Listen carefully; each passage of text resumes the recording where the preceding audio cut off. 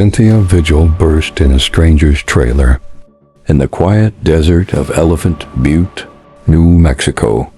She ran barefoot, naked and bleeding, still chained at the wrists, screaming, "They're going to kill me." What she escaped from was something the FBI would later call a nightmare. Made real stood a soundproof trailer. They called it the toy box. And the man behind it? David Parker Ray. David Parker Ray looked like any ordinary maintenance worker.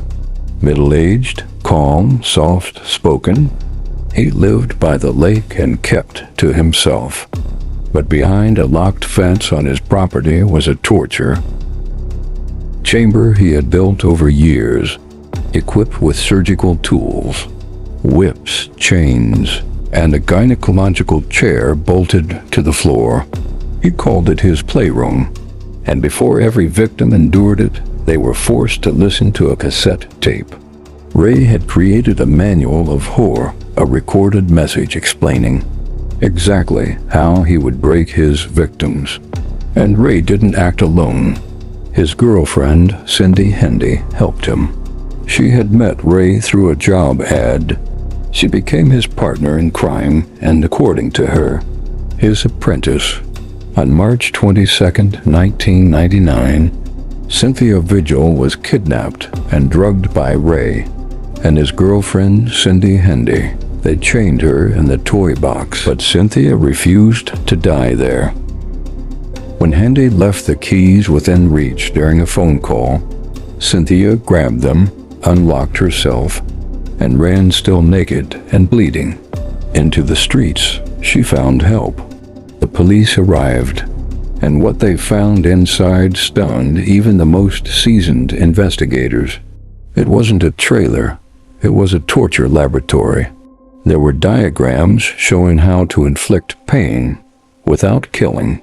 Leather belts, ropes, clamps, surgical lights, a mirror above the chair so victims could watch themselves be destroyed.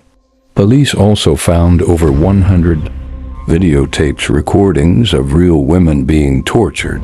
But many of those women, they've never been identified. Ray bragged about killing at least 14 women, possibly more. He said he dumped bodies in Elephant Butte Lake, but no remains were ever found. The tapes showed women screaming, crying, drugged, some unconscious. Some were released after being so heavily drugged they remembered nothing. Others simply vanished. To this day, the FBI believes many victims are still out there, living with trauma they don't even recall. Cynthia's courage helped build a case. So did Cindy Hendy, who turned on Ray to save herself.